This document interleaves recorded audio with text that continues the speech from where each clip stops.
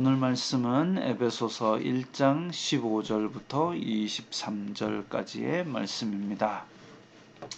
이로 말미암아 주 예수님 안에서 너희 믿음과 모든 성도를 향한 사랑을 나도 듣고 에베소 교회의 믿음과 사랑에 대한 이야기를 듣고 사도 바울은 기뻐합니다. 왜냐하면 교회 안에서 그 성숙을, 그 성장을 보여줄 수 있는 것은 사람의 수가 아니라 믿음의 열매이고 그리고 성도 간의 사랑입니다. 교회가 성숙된 것은 믿음과 사랑이 충만한 것으로 볼 때 알 수 있습니다.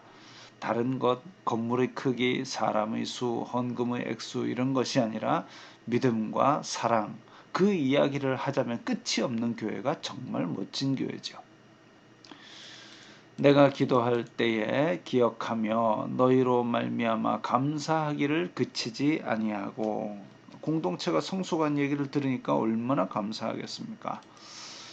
우리 주 예수 그리스도의 하나님 영광의 아버지께서 지혜와 계시의 영을 너희에게 주사 하나님을 알게 하시고, 하나님을 안다는 것은 사람의 지혜로는 어렵습니다. 그래서 하나님께서 주시는 지혜와 계시의 영, 영적인 것은 이렇게 영적인 것으로 알게 되는 것이죠.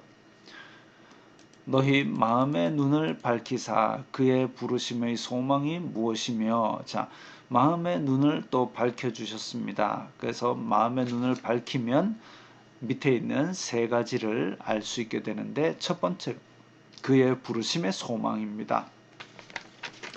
하나님께서 우리를 부르시는 소망, 우리가 정말 현재만 산다면, 참 힘들고 어렵게 되면, 지금같이 코로나 사태로 인하여 어려운 일을 겪게 되면 정말 절망할 수 있는데, 부르셨기 때문에 이 고난 중의 세상 속에서도 소망을 가지고 하늘나라에 대한 소망, 영원한 천국에 대한 소망을 가지는 것이죠. 성도 안에서 그 기업의 영광의 풍성함이 무엇이며. 자, 기업의 영광의 풍성함, 하나님께서 언약으로 우리에게 주신 것이 얼마나 풍성한지 그것을 우리가 영적인 눈이 아니고는 깨닫기 어렵습니다. 지금 뭐 먹고 살기도 어려운데 뭐가 풍성하단 말이냐? 그거는 이 영적인 풍성함을 맛보지 못하고 하나님의 사랑과 그 은혜를 받지 못한 사람의 항변일 수 있습니다. 그러나 영적인 눈이 뜨게 된다면 우리에게 주신 아브라함 언약, 그리고 그 영원한 천국에 대한 언약, 그것이 얼마나 풍성한지 깨닫게 될 수 있죠. 그의 힘의 위력으로 역사하심을 따라 믿는 우리에게 베푸신 능력의 지극히 크심이 어떠한 것을 너희로 알게 하시기를 구하노라. 자, 마음의 눈이 밝아져서 알 수 있는 세 번째 것은 하나님의 능력이 지극히 크심입니다.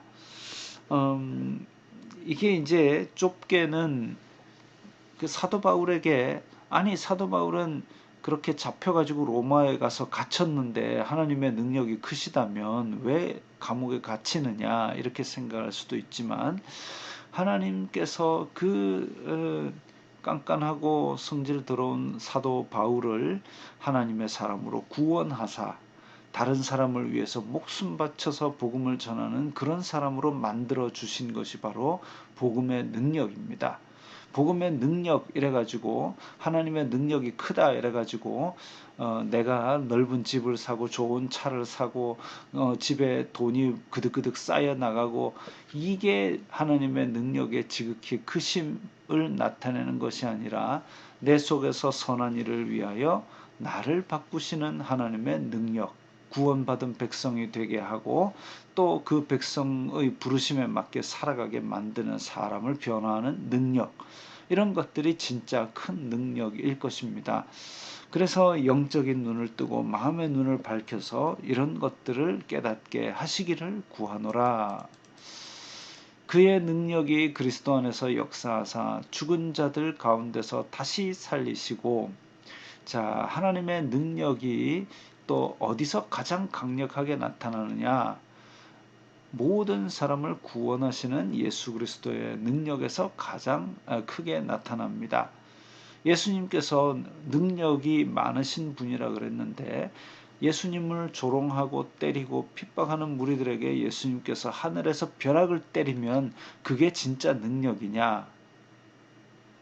그렇게 생각할 수도 있지만 십자가에 달려서 그들을 다 용서하신 것이 가장 큰 능력입니다. 그래서 그의 능력이 그리스도 안에서 역사하사 죽은 자들 가운데서 다시 살리시고, 예, 그리고 하늘에서 자기의 오른편에 앉히사. 자, 그리스도의 능력은 그래서 그리스도의 부활로 첫 번째로 나타났습니다. 죽은 자들 가운데서 살아난 사람. 그 다음에 그리스도를 다시 자기의 오른편, 하나님의 오른편 보호자에 앉히는, 그래서 그리스도가 만물의 으뜸이 되는 이름이 된 것이지요. 모든 통치와 권세와 능력과 주권과 이 세상뿐 아니라 오는 세상에 일컫는 모든 이름 위에 뛰어나게 하시고, 그래서 우리는 예수님의 이름으로 기도하고 예수님의 이름으로 선포하고 그 이름으로 붙들고 그 이름을 믿고 사는 것입니다. 또 만물을 그의 발 아래에 복종하게 하시고 그를 만물 위에 교회의 머리로 삼으셨느니라. 예수님이 그렇게 뛰어난 이름을 가지게 되었는데, 그런데 그 예수님이 교회의 머리입니다.